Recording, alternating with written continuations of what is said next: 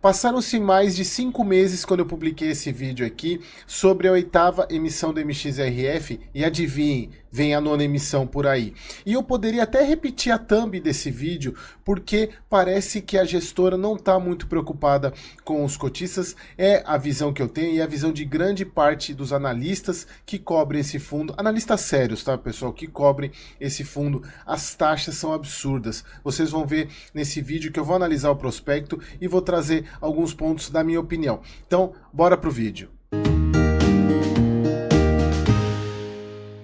Antes de começar, é importante dizer que o MXRF, eu quero trazer um dado aqui para vocês. Nesse boletim da B3, de julho de 2023, mostra a quantidade de investidores de fundos imobiliários. Dá pra gente ver que cresceu bastante, né? A gente tinha lá em dezembro de 2019 12 mil investidores, passou para dezembro de 2009, 12 mil investidores, em 19, 645 mil, e agora a gente está em 2 milhões de investidores. Olha o crescimento aqui, veio, parece que foi exponencial. Mas o que eu quero mostrar com isso? Olha isso aqui.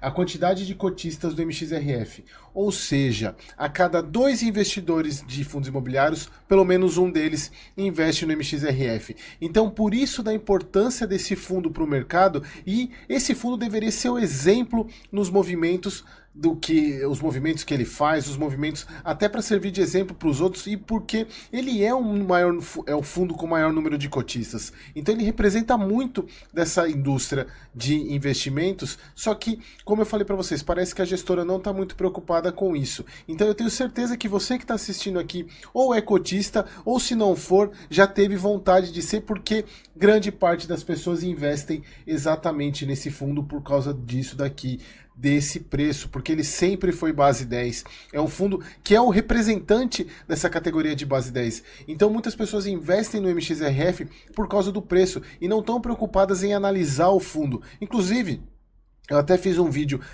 esse vídeo aqui, que eu falo sobre as permutas financeiras, que são uma parte do portfólio do MXRF, que trazem um risco associado a isso, explico o que são as permutas, e muitas pessoas não fazem a menor ideia do que seja isso e investem nesse fundo porque é troco, porque você faz uma compra na Bolsa de Valores, sobrou 20, 30 reais, aí a pessoa vai lá e compra esse fundo por causa desse valor de cota aqui. Mas eu vou mostrar a questão do prospecto para vocês e a gente vai discutir um pouquinho melhor sobre isso, até para eu passar minha opinião sobre esse fundo e sobre essa emissão. Bom, então aqui a gente entrando no, deixa eu até colocar minha setinha aqui, entrando no prospecto da 9ª emissão, né, a 9ª emissão do MXRF. Volume de captação 600 milhões, para quem assistiu o vídeo que eu mostrei no início da 8ª emissão, se não me engano era 500 milhões, e aí que entra o ponto. A cota vai sair a 9,95. O problema está aqui, 3,42%, ou seja, 0,34 centavos. Para quem viu o vídeo que eu fiz sobre o PVBI, o custo de emissão é 0,01%, aqui a gente vê como a gestora não está preocupada com os cotistas. E aí, muitas pessoas vão falar, mas é só 34 centavos, é por causa da questão do base 10, porque acham que trabalhar com centavos pode jogar na sua cara uma taxa tão alta assim. Pessoal, não tem sentido. E ainda mais por ser o fundo com maior número de cotistas, não precisava disso. Isso eu falei no vídeo da 8ª emissão e volto a falar aqui. Não tinha necessidade de ser uma taxa tão alta. A gente se pergunta o porquê disso. E eu vou mostrar para vocês que tem um porquê disso. Então, se não tem muito sentido, o fundo MXRF está caro. Como vocês podem ver, deixa eu voltar lá no Status Invest. Vocês podem ver, ele está negociado a 1,10 do P sobre VP. Lembra que eu falo para vocês, para fundo de papel, P sobre VP é um indicador muito importante, então mostra que ele está com ágio de 10%. Já venho falando há um bom tempo que o MXRF está caro, e aí ele aproveita isso para poder fazer emissão. Aí vocês podem estar se perguntando, Eric, mas por que o CPTS não faz emissão? A gente sabe que o CPTS está precisando fazer emissão, e o MXRF já está fazendo a segunda esse ano. Exatamente por isso, porque ele está negociado banco ágil. E uma das principais condições para um fundo fazer emissão é fazer a emissão da cota, na emissão acima do valor patrimonial. Como vocês viram lá, olha só, a cota patrimonial do MXRF está em 9,83. E se a gente pegar no prospecto aqui, ó, 9,95. Então ela está sendo emitida acima do valor patrimonial, o que é um bom sinal para o cotista, porque ele não vai ter perda. Mas o fato de a cota no mercado tá acima do valor patrimonial, ela tá 10 e alguma coisa, da cota patrimonial, e no mercado tá 10 e alguma coisa, permite com que o fundo faça isso e jogue na nossa cara essa taxa extremamente alta que não faz o menor sentido. Então você que é cotista, eu tenho certeza que você que está assistindo aqui é cotista, é o seu dever mandar um e-mail para a gestora e cobrar isso, cobrar o porquê dessa taxa tão exagerada. A gente viu o PVBI no vídeo que eu fiz da emissão, 0,01 dá para fazer uma emissão com custo mais baixo. Então a gente precisa cobrar isso dos nossos investimentos. Bom, descendo aqui, vamos analisar um pouco mais sobre esse prospecto. Bom, aqui só a breve descrição da oferta. A oferta consiste numa distribuição pública, ou seja, você vai poder negociar os direitos, eles vão ser abertos para negociação. E aí eu volto a falar sobre a questão, eu já vou falar sobre a questão aqui, ó, é a oferta a investidores em geral. Aqui, na última emissão, eu até fiz um Reels lá no Instagram, que é muito importante, porque como é um fundo com maior número de cotistas, grande parte desses cotistas não fazem a menor ideia do porquê investiram nesse fundo. Compraram exatamente por causa do preço. E aí vão receber lá na corretora o MXRF12 custando alguns centavos. E tem muitas pessoas que consideraram esse MXRF12 como cota e acabaram comprando achando que estavam comprando cota. E aí descobriram que não eram cota depois. E também a questão dos direitos. Porque, pessoal, olha só, até um ponto que é muito importante para vocês aqui. Deixa eu voltar na questão do custo aqui. Como é que se forma o preço do direito de subscrição? O preço do direito de subscrição nada mais é do que a diferença entre a taxa, o preço que a cota vai ser negociada na subscrição em relação a quanto ela está no mercado. Então, se a gente pegar 9,95 mais 0,34, vai dar 9, 10 e 20, 10 e 29. 10,29 é o preço da cota no mercado. Se a gente voltar lá para o Estados Invest, a cota do MXRF está sendo negociada a 10,83. Então, o quanto que vai valer esse direito de subscrição nada mais é que a diferença entre a cota de mercado, 10,83, pelos 10,29. Se a gente pegar a calculadora aqui, então 10,83 menos 10,29, os direitos vão estar sendo negociados se fosse hoje, tá? Obviamente eu vou mostrar o cronograma para vocês e é tendência que esse valor caia um pouco do preço de mercado. Esse valor aqui, ele cai um pouco. Então, o direito, se fosse numa situação que tivesse hoje, o direito ele não poderia custar mais do que 54 centavos, que é a diferença entre o valor de mercado e o valor da cota na subscrição. Na emissão passada, teve gente que comprou o direito a quase 20, 30 centavos a mais do que essa diferença. Então a pessoa estava pagando mais caro no direito com a taxa da emissão do que se você estivesse comprando no mercado. Então está jogando fora. Então sempre tenham isso em mente. E isso vai acontecer com o MXRF por ser um fundo que é o que tem maior número de cotistas. Se a gente pegar a liquidez do fundo, é uma liquidez muito grande, é muita gente negociando. Cadê a liquidez? Olha só. 8 milhões de liquidez, se comparar com os fundos que eu mostrei, HSML, o ALZR, não chega a 2, 3 milhões, aqui a liquidez é muito alta, porque tem muita gente comprando e vendendo, não é à toa, ele tem mais que o dobro do segundo colocado de cotistas, então é muito importante que vocês tenham isso em mente. Quando vocês tiverem, quem for cotista e estiver negociando isso, peguem o valor de mercado e subtraiam o valor do preço da subscrição, dos 10,29. O direito não pode estar maior do que essa diferença, porque se tiver maior, você está jogando dinheiro fora. E isso aconteceu na 8ª emissão. Muita gente comprou esses direitos, que na hora que você comprou o direito, na hora que você vai exercer a compra das cotas na subscrição, o valor fica maior do que se você comprasse no mercado. Então, tome muito cuidado com isso. Vamos voltar lá para o prospecto. Bom, então o que a gente está... Deixa eu diminuir um pouquinho aqui. Então, como eu estava falando, é uma emissão para o público em geral. Voltando aqui. Vamos descer aqui. Olha aqui a taxa da emissão, como eu falei para vocês lá em cima, essa taxa pornográfica, 3,42%, que dá 0,34%. E aí foi o que eu falei aqui, ó, 10,29 vai ser o preço da cota na emissão, somando a cota mais a taxa, 10,29. Aí o montante de captação de 600 milhões. Vai ter um montante adicional que vai poder chegar a mais 150 milhões, que isso ainda vai ser definido depois durante a emissão, se vai ter montante adicional.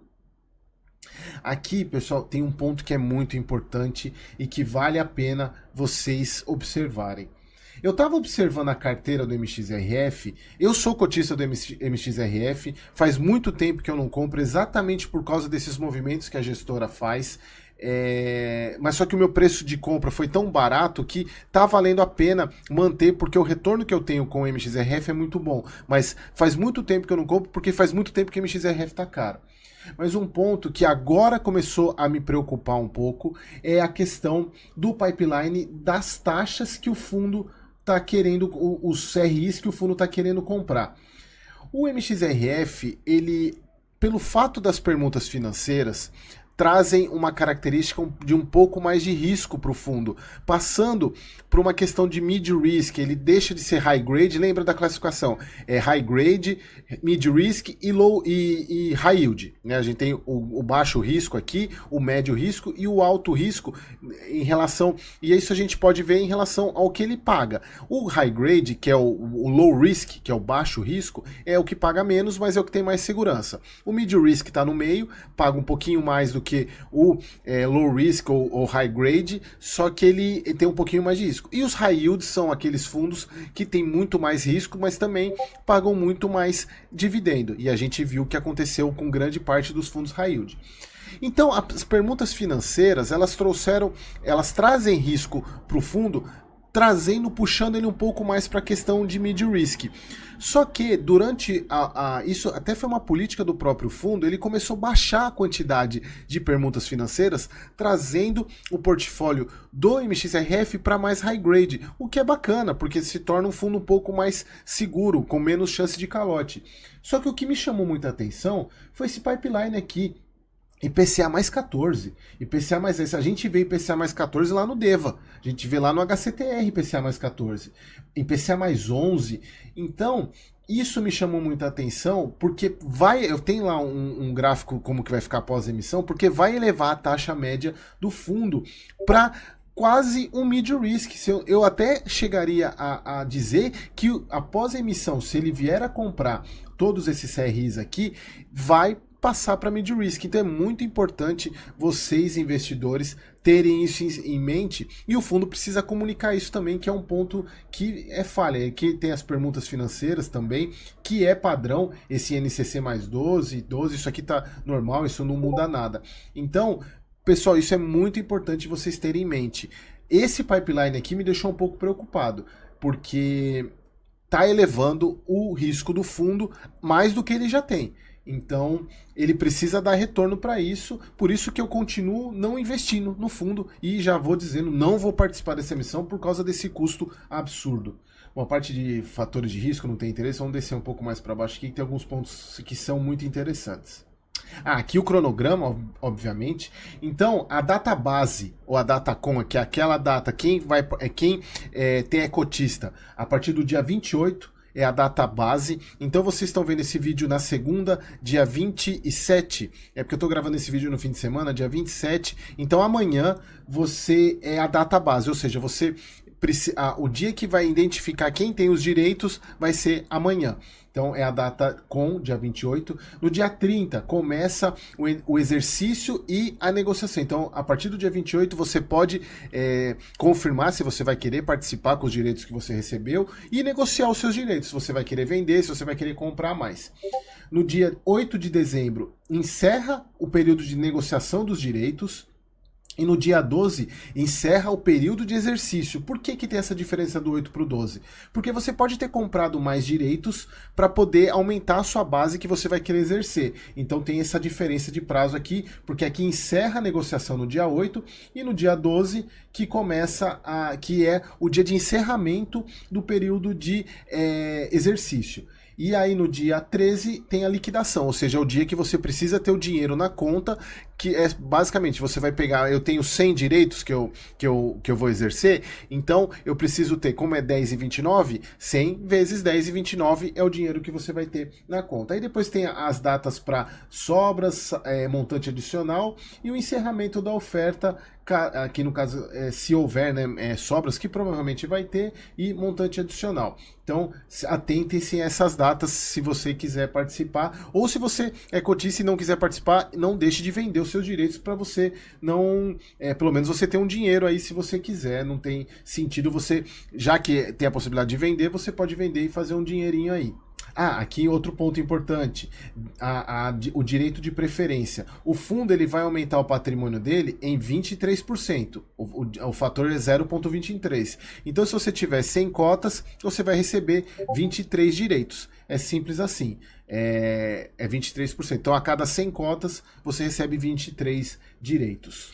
Chegamos a um dos pontos mais importantes, o demonstrativo do custo das taxas, que são aqueles 3,36% que dão 0,34 centavos. Pessoal, olha só. 3% é comissão. Comissão de coordenação e comissão de distribuição. Aqui estão os assessores. Então não estranhe se você cotista do MXRF que tem a conta em corretoras como XP, BTG, e você tem um assessor.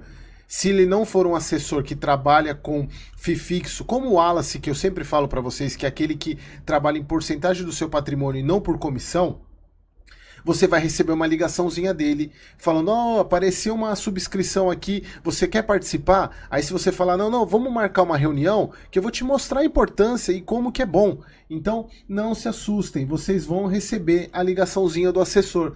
E olha só, 3% de comissão. Não faz o menor sentido ter essa taxa para um fundo que tem quase 1 milhão de cotistas. Não tem sentido. Como eu falei, a cada dois investidores de fundos imobiliários, um tem cota do MXRF. Não tem sentido ter essa cota. Não tem sentido o assessor ficar buscando cotista para participar. Já tem muito cotista, não precisa.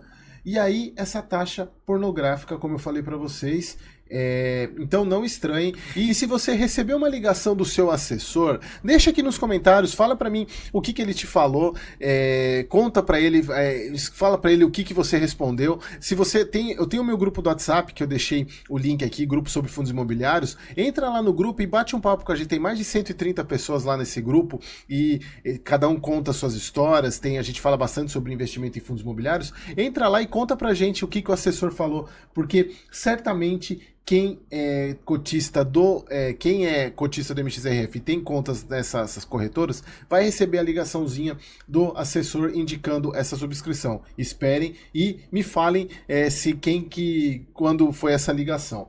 E para a gente fechar aqui, tem um ponto que eu queria mostrar, que ele mostra aqui a questão da emissão em si, tá aqui mais para baixo, que ele faz um overview do fundo imobiliário, mas eu quero mostrar para vocês a questão das taxas, porque ele faz um comparativo aqui de como o fundo está e como o fundo vai ficar. Aqui, ó. Deixa eu dar um zoom aqui. Olha só. Tá aqui. A taxa média atual do fundo é de IPCA mais 7,2, que é uma taxa tranquila, uma taxa legal. O pipeline está vindo em uma taxa média de 10,23, o que vai fazer o fundo aumentar em quase 1% a taxa média. Então, isso é muito importante. Prestem atenção nessa questão, porque o fundo está elevando o risco dele. E elevar o custo significa que você precisa colocar isso na hora de precificar. O fundo ele já está caro por natureza, ele já está sendo negociado caro há algum tempo, e com essa elevação de risco ele se torna mais caro ainda, porque quanto maior o risco você tem que pagar menos para ele poder te dar um retorno. Então Então, pessoal, espero que vocês tenham gostado desse vídeo, que tenha ficado claro sobre a emissão. Comentem aqui embaixo se vocês vão participar ou não dessa emissão, tá bom? Espero vocês no próximo vídeo.